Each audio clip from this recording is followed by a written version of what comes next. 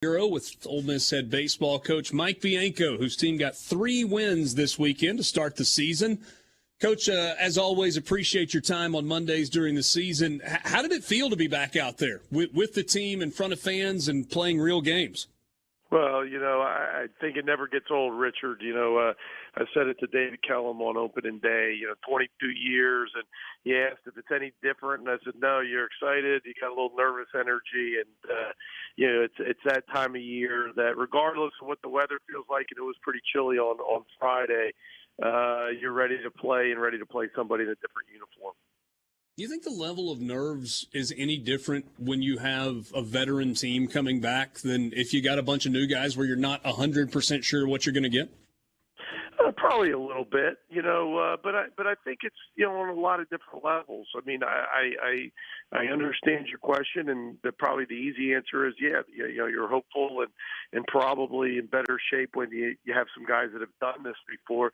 But the truth is, we've always said that it's a different year for them. If they're a sophomore and they last year they were a freshman and they struggled a little bit, or were a little unsure at the start of the season. Now maybe they don't have that, but now they have different goals. Now they're hopeful to be all SEC performers, or if they're all SEC performers, maybe this is their junior year where their goal is to get drafted, and so I think they view it from a different perspective, a different lens. So I think you still have a little bit of nervous energy, but certainly it's a lot easier when you're older. How did you feel about the weekend? Beyond wins and losses, even obviously you win all 3 games, but just in terms of kind of grading the way the team played over the course of 3 games? Probably a C plus. If we were giving it a grade, I thought we played okay. It's nice to win, as you mentioned, but at the end in June, nobody cares that you won your first 3 games, and nobody cares that you beat Charleston Southern. I'm not trying to make light of them or the weekend. The goal is to get better, right? The goal is to continue to play well, and I thought we played very poorly on Friday night. Saturday we played much better. It's hard to argue with the offense when you score, maybe 32 runs over the weekend, but we had more opportunities to score, and we left some opportunities out there.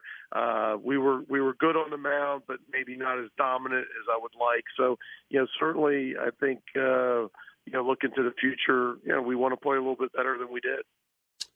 You had a 10-run rule in effect on Saturday and Sunday. How do you and whoever the opposing coach is decide what's that process? How do you decide to do that? Well, when you're in non-conference games, you're allowed to decide that, and it's got to be an agreement with the coaches. And I usually leave it up to the opponent. I'm kind of indifferent. I understand both ways, and other coaches feel differently. Sometimes on a Tuesday night they go, "Hey, no, we got a lot of guys we want to use," and if the game gets out of hand a little bit, it's fine. We want to just keep playing. I would probably, I'm fine. If we thought we had to play 27, innings, we would have done so. But I think for the fans alike, I think once you get to that spread, when it's 10 plus runs, regardless of what side of the scoreboard you're on, it's probably good to kind of pack it in, and we'll try again tomorrow. So I'm fine with that. We played 3 less innings. I don't think it's that big of a deal. We played 3 hours of baseball, all 3 days, and got enough in and got everything we needed to see. Let's talk about your starting pitchers a little bit. First of all, Derek Diamond on Friday. What did you make of his performance?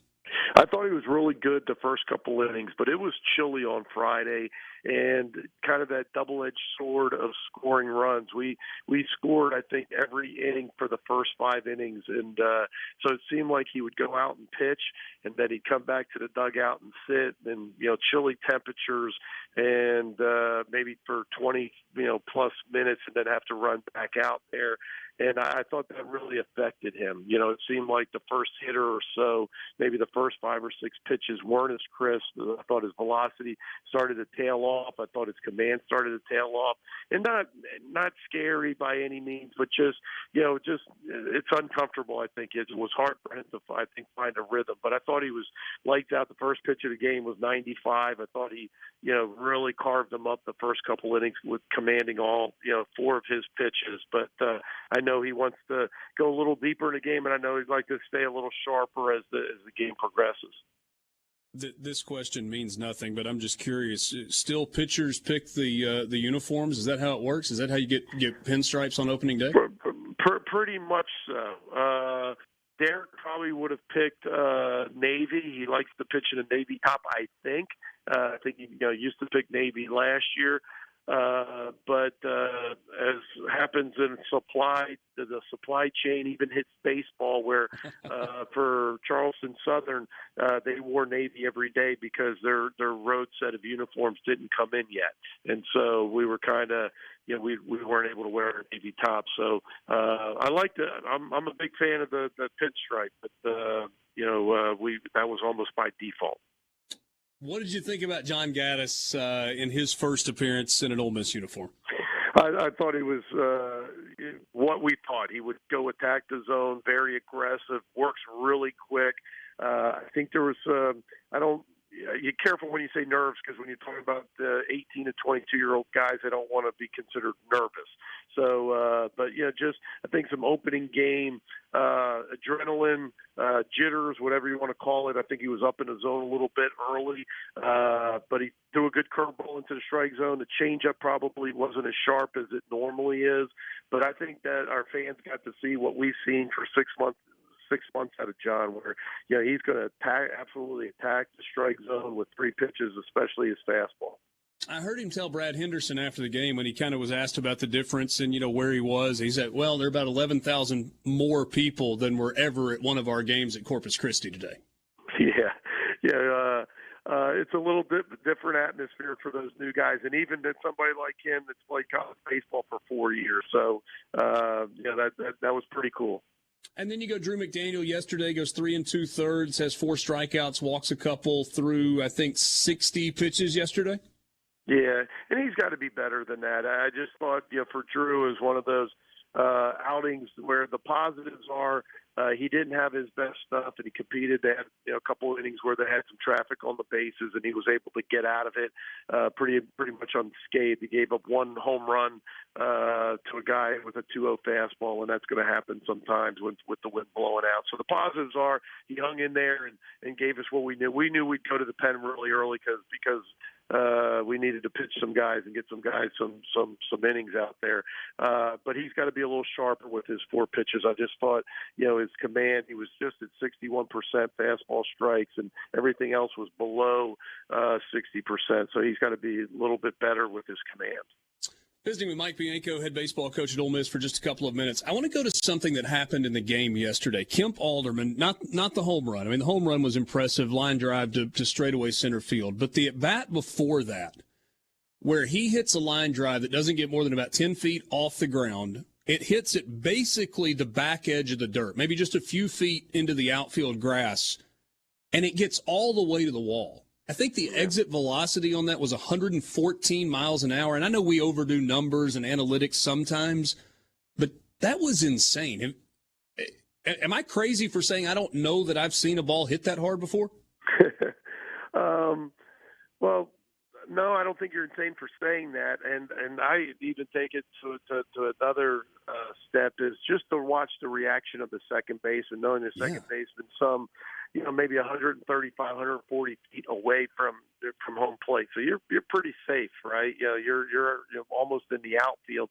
He hits that ball, and the reaction of the second baseman was like he was 10 feet away from the hitter. I mean, like it got by him so quick, it startled him, that the ball was hit so hard. So Kemp can do that. It's freakish bat speed and strength and nothing that we're not used to, that we don't see every single day. He hit some balls. We've talked so much about his pregame batting practice where he would hit in Group 1. So usually he would be hitting last year when the opponents would enter the field, and they would put their bags down, just stop and watch him take batting practice. And I don't know if I've ever seen that in 20 plus years, where the other team, I mean, consistently, not just one guy having a good round. I mean, they would just sit there in awe and watch Kemp take BP. Last thing for you, 4:00 tomorrow against Arkansas State. Any changes on there? I know a little bit iffy in terms of weather.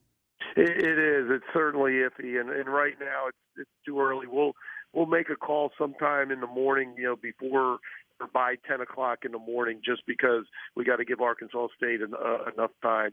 And so if we find a window that we can get it in tomorrow afternoon, obviously we want to play at that time. But if not, there's a possibility we could move it to Wednesday. We'll just have to make that call, first thing in the morning.